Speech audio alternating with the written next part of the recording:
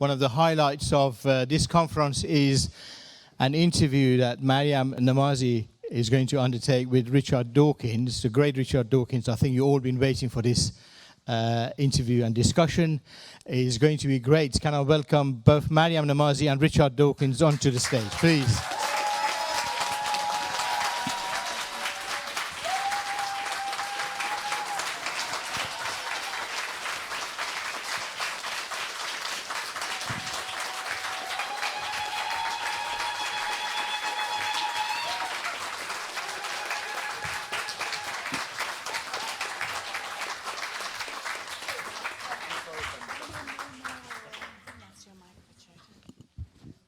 Well, welcome everyone.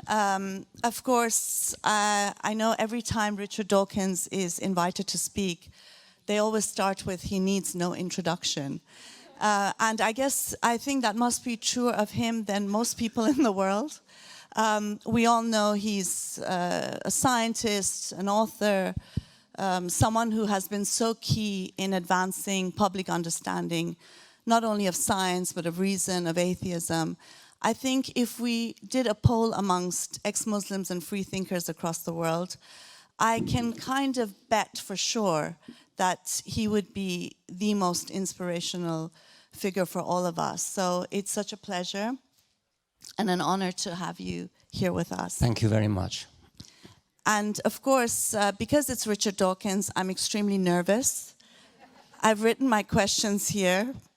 And I was trying to be very clever, but I decided I'm not going to do that. And I'm just going to ask questions that I think maybe we would like to hear. I've listened to, I think, many of his interviews. So I'm going to try and ask questions that might not have been asked before. And hopefully, I'll do a little bit of justice to the person that sits here before us. Before we go into the conversation, I want to show a very small clip of a debate that Richard Dawkins had with Mehdi Hassan. It's one of my favorites. Do you actually believe in your Muslim faith? Do you believe that Muhammad split the moon in two? Do you believe that Muhammad flew to heaven on a winged horse, for example? I pay you the compliment of assuming that you don't. No, I do. I believe in miracles. You believe that? Yes. You believe that Muhammad went to heaven on a winged horse? Yes, I believe in God. I believe in miracles. I believe in revelation. I mean, the point here is that let's assume I'm wrong, Richard. I'm wrong. Let's assume I'm wrong. I'm wrong. If you actually believe Muhammad flew to heaven on a winged horse, that's an anti-scientific belief. And that could be wrong. But it is wrong. But that doesn't change. That doesn't change. How do you know it's wrong? Oh, come on.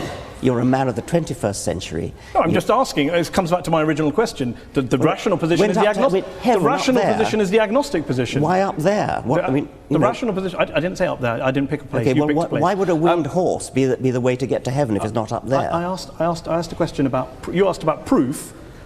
I'm all for saying I can't prove it, but can you prove he didn't do it? I mean, this is the end-all debate. He didn't fly to heaven on a winged horse? I'm just asking on your criteria. I'm just asking on your criteria. No, I can't prove it, and I can't prove it wasn't a golden unicorn. But I'm fascinated that you're rather talk about what animals the Prophet may or may not have used 1400 years ago, rather than talk about what Muslims or Islam is doing in the world today, good or bad. Well, that seems to be the distraction. If anyone's distracted, it seems to be you. Well, that's your view. I'm fascinated by how somebody, a respected, sophisticated journalist in the 21st century, can believe that a prophet flew to heaven on a winged horse.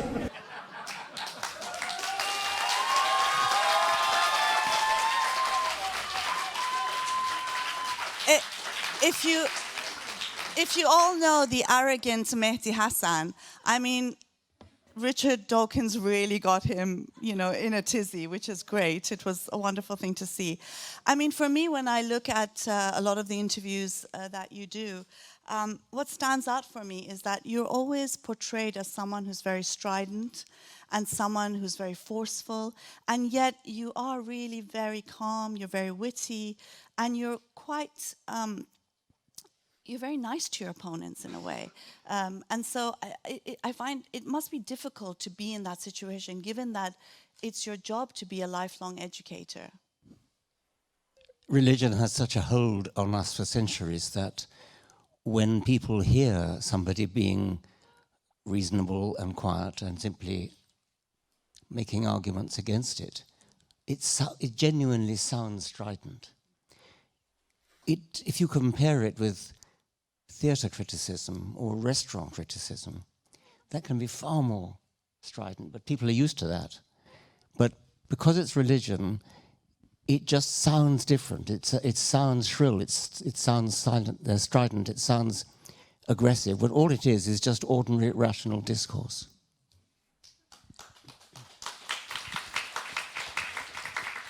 I mean, you do a lot of debates with religious people, and I always wonder whether you do hear any arguments in favor of religion that, well, I know you might not, you obviously don't think is true, but that you can see the point of.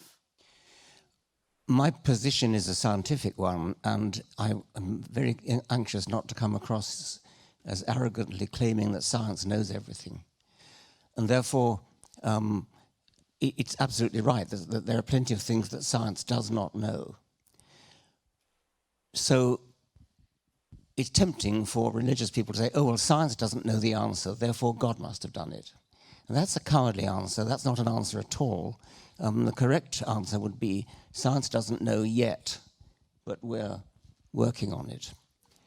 So I don't know of any, what I would call really good arguments in favor of religion. However, there are points, there are gaps in science's understanding. In biology only as a matter of detail, as it were, we've got biology sewn up as far as evolution is concerned. In physics, I think there possibly are points of mystery which are so mysterious that one has to sort of lie back in admiration of how difficult it is and how difficult it is for physicists to do their job. The origin of the universe, the Big Bang, the origin of the laws of physics, the origin of the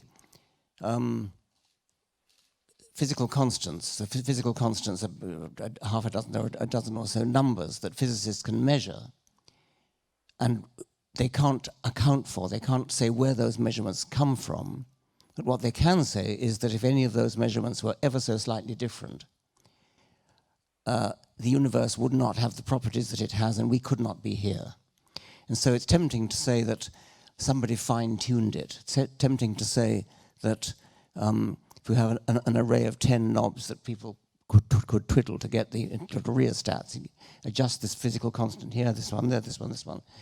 And because physicists can't explain why the knobs are exactly in the right position to give rise to a universe, galaxies, chemistry, the sun, and eventually evolution and us, they like to postulate a sort of divine knob twiddler who gets these knobs in exactly the right position, having premeditated it. That, of course, is not an explanation at all.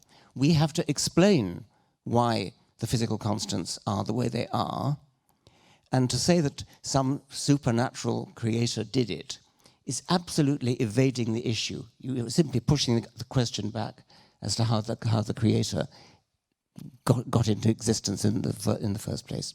So that to me has always been the only argument that even begins to sound persuasive, but even that is not persuasive at all. And I want to stress that because I've been caught out before when I've been pressed to say something, well, what's the nearest approach to a good argument you've ever heard? And I may have said something like, in fact, I did say something like, there could be, I could just about imagine a good argument for a deistic God. Comparing that to a theistic God who knows exactly who you sleep with and cares about it and knows what you wear and knows whether you cut your hair or don't cut your hair or wear a hat or don't wear a hat, whatever it is. So I tried to show my contempt for that kind of theistic religion by contrasting it with a deistic religion, which at least has some veneer of respectability. And I said this in a debate with a dreadful man who I won't name. And I think 2 days later, he was up in Scotland giving a talk in Inverness, where I happened to have a friend who took notes of his speech. And he said, Dawkins has changed his mind. He's become a deist. And I call this the Eddington concession, mining the Eddington concession. The great physicist Eddington once dramatized the importance of the second law of thermodynamics by saying something like this. If your theory is not supported by experiment, well, never mind, these experimentalists do get things wrong sometimes. And he went on like that, and then he said, but if your theory goes against the second law of thermodynamics, I can offer you no hope. There is nothing for it but to collapse in deepest humiliation. Now, what Eddington was doing in his initial concession was to say, by contrast with the second law of thermodynamics, there may be other physical laws which are less certain. And I was doing the same thing with my deism concession. That was analogous to the Eddington concession. And this man went up in Scotland and promoted this lie, really, that I had turned into a deist because of what I'd made that concession. I suppose on this, just keeping to this issue, we all have family who are religious, who believe they're going to go to heaven. And I sometimes don't have the heart to tell my parents that that's not the case. So I guess I'm getting to that point where I know you insist on what's true, and you know that's very important, and of course it is. But is there something about religion that can give comfort, that might be seen to be positive? I mean, I don't think there's any positive in religion, and I've said it all the time, but that is an argument that might make some sense. I'm never going to go to somebody's hospital bed, on their deathbed, and say, no, it's just not, you're just going to rot when you die. I would, excuse me. I would be prepared to, well, not exactly lie, but keep quiet under those sort of circumstances. If people want to read my books, they can read them. I'm not a kind of doorstepping evangelist who goes and knocks on doors and says, "Are you saved?" and or rather, "Are you unsaved?" So people are free to read what I've written if they want to. I don't thrust it down their throats, and if it gives them comfort, well, if you want to take comfort in a falsehood, that's your decision.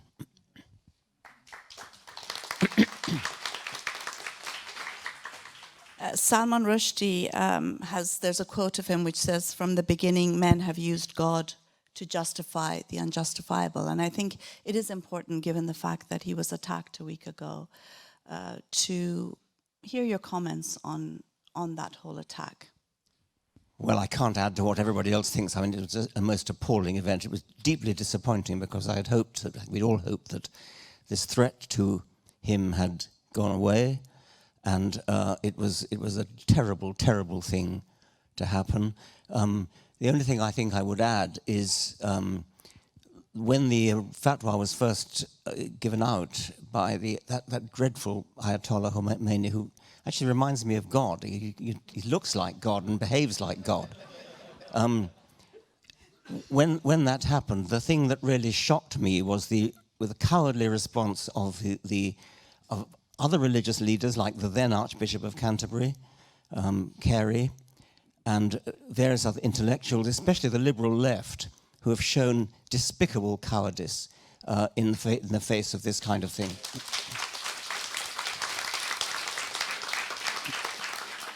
Of course, I think it's important to add, I think Pragna Patel is here from South All Black Sisters.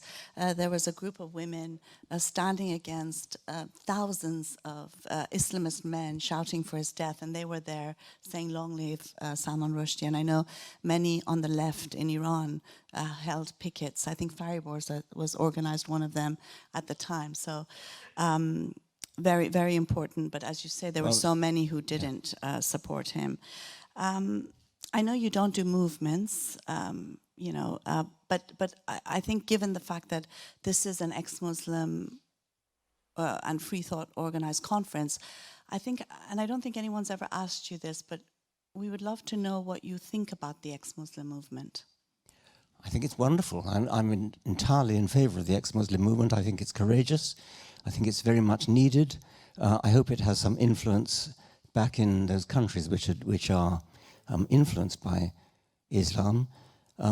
I get encouraging reports by private messages from various countries like Iran and Egypt and Pakistan and Iraq, telling me that there is a groundswell of non-religious, secular, atheistic opinion in these countries, but they have to stay under cover.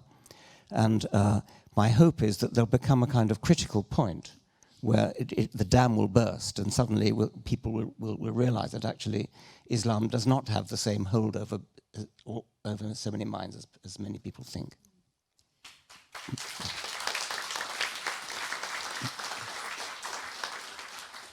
One of the things that really stands out for me about your work is you're always talking about the wonder and the poetry and the beauty of science.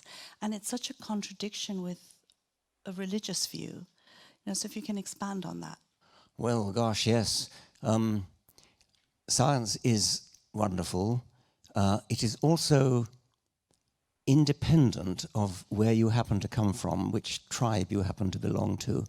The laws of physics are universal. The laws of physics are, insofar as we know they're true, they apply over the entire universe. There's not Japanese physics and American physics and Chinese physics and Indian physics and Iraqi physics. And it's just physics. But if you look at people's attitude to almost everything else, it tends to be influenced by where they happen to be, their culture, their religion. One of the things that, to me, makes science beautiful is precisely that it is independent of where you happen to live. I'm sorry.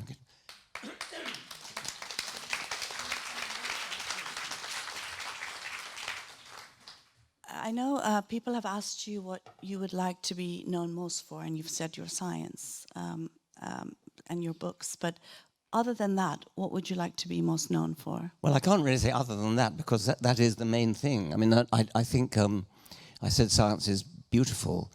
It is a truly wonderful thing that we in the 21st century are now in a position to pretty nearly understand why we're here. It's no longer wrapped in mystery. We understand the process that gave rise to us. We understand the process that gave rise to the galaxies and the stars the way they are. We are looking out at a universe which is pretty much understood. We are looking into ourselves, looking at the microscopic details of our own bodies and those of every other animal and plant, and seeing the incredible complexity, the unbelievable complexity, which it's easy to see why people thought it had to have a creator. It seems to have creator written all over it. By the way, that's the kind of thing that gets picked up by people.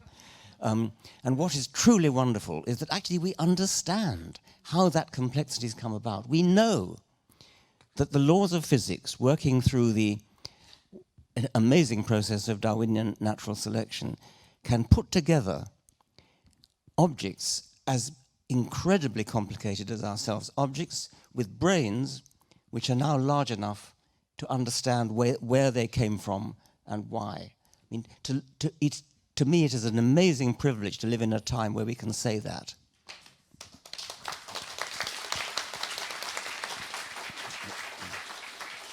What would you consider your greatest accomplishment? Well, I'm really pleased to have written the books that I've written. I'm not looking forward to dying. I'm not afraid of death itself, because you don't know anything about it. But I love life. I like to go on living. But when I die, I'm glad to be able to look back on having written, I forget how many books, but I'm pretty pleased with all of them, actually. I think that's mostly what I'm proud of, or what I'd like to be remembered for. I would not like to be remembered for frivolous trivia like Twitter and things.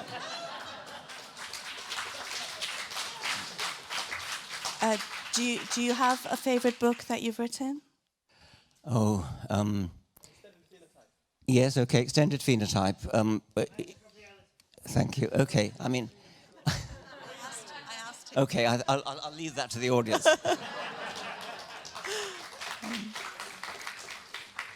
What would you say are some of the most important key things that people need anywhere in the world to live a good life?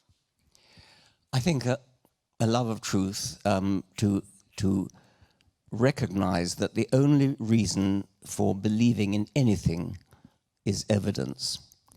And do not believe something simply because somebody older than yourself tells you, unless that person, especially your parents or grandparents or teacher, unless you have some reason to suppose that they have evidence for what they say. The fact that something is written down in a book hundreds of years ago or thousands of years ago is absolutely not a reason to believe it.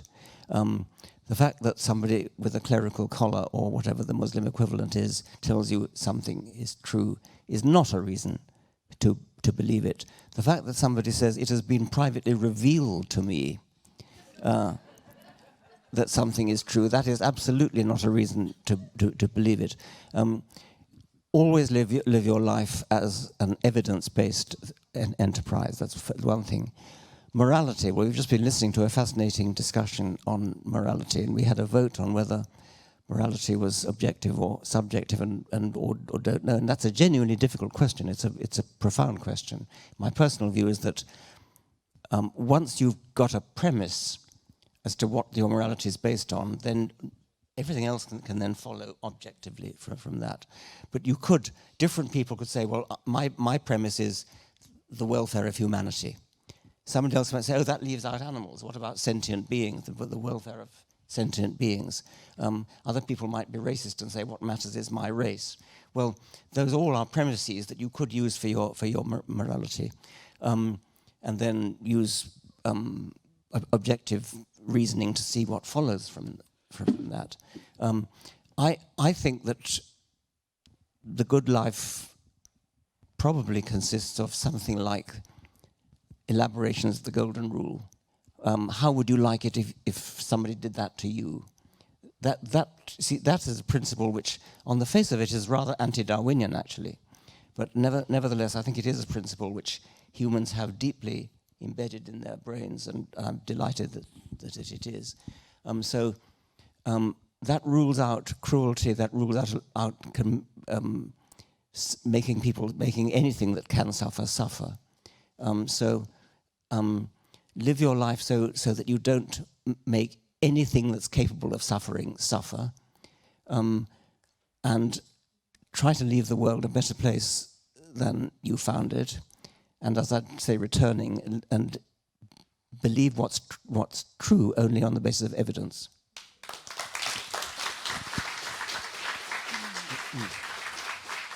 Well, I think Richard Dawkins is definitely one of those people that have left the world. You haven't left the world, but you've... Sorry. You will leave the world a much better place than you found it. He is someone who also... It's just... You're just such an interesting person in the sense that you're not just a scientist, you're a lover of poetry, you're a lover of novels, you're a lover of music, and that's quite evident in a lot of the debates you have, in your writings. I'd love to know who your favorite poet or writer is. Or writers, well, poets. W.B. Yeats, oddly enough, because he's really mystical and had absurd beliefs. But I sort of love his lyrical poetry. A.E. Housman, Rupert Brooke, Shakespeare. Well, that'll do for now. And I know you also, we'd love to hear maybe a poem that you love, if you'd like to recite one for us. I've got something written here.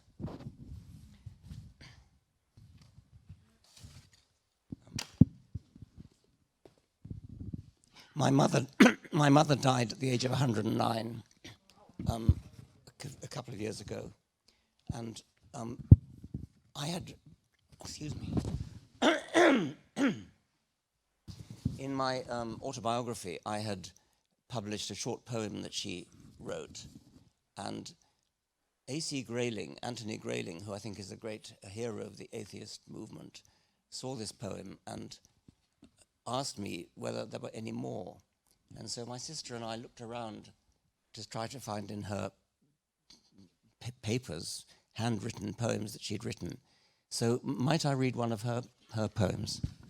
And I also have one of Charles Darwin, if I could do it.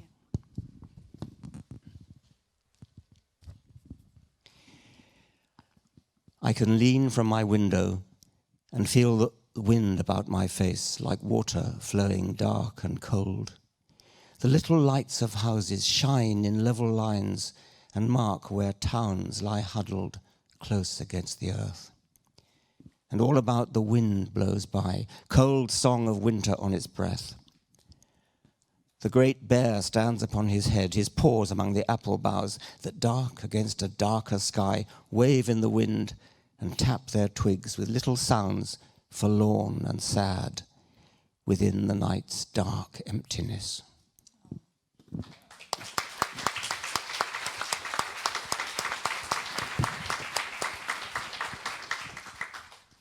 Charles Darwin is in danger of being cancelled in various places for his now outdated writings on race and things like that. So I just thought it'd be nice to read a poem by his great-great-granddaughter, Ruth Padell, which is mostly just quotation from Darwin. She took Darwin's own words, I think mostly from the Voyage of the Beagle book, and arranged them into verse form. So this is kind of by Ruth Padell, but mostly by Charles Darwin. The thumbscrews of Rio. Mr. Earl has seen a stump of the joint wrenched off by the thumbscrew so often kept in a family house. A simple vice with studs on interior surfaces, the thumb placed in and slowly crushed. Faces so close they smell each other's breath. If I hear a distant scream, I remember a house where I heard most pitiable moans, and I suspected some poor slave was being tortured, but was powerless to remonstrate. I lived opposite an old lady who crushed the fingers of her female slaves. I stayed in a home where a young mulatto was reviled, beaten, and persecuted every hour, enough to break the spirit of the lowest animal. I've seen a boy 6 or 7 struck thrice with a whip on his naked head before I could interfere, for having handed me a glass of water not quite clean. I saw his father tremble at a single glance from his master's eye. This day we have finally left the shores of Brazil.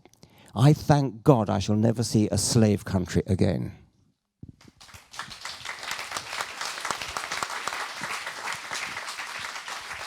Dear friends, the wonderful Richard Dawkins. Thank you.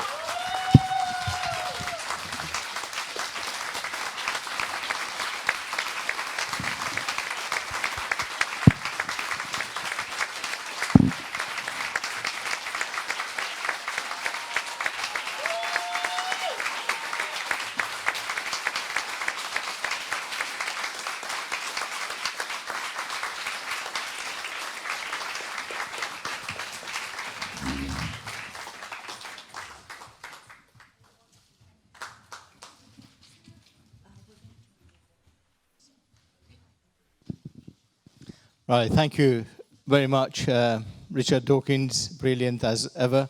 Thank you. And thank you, Maryam, for giving us the opportunity as well. Thank you.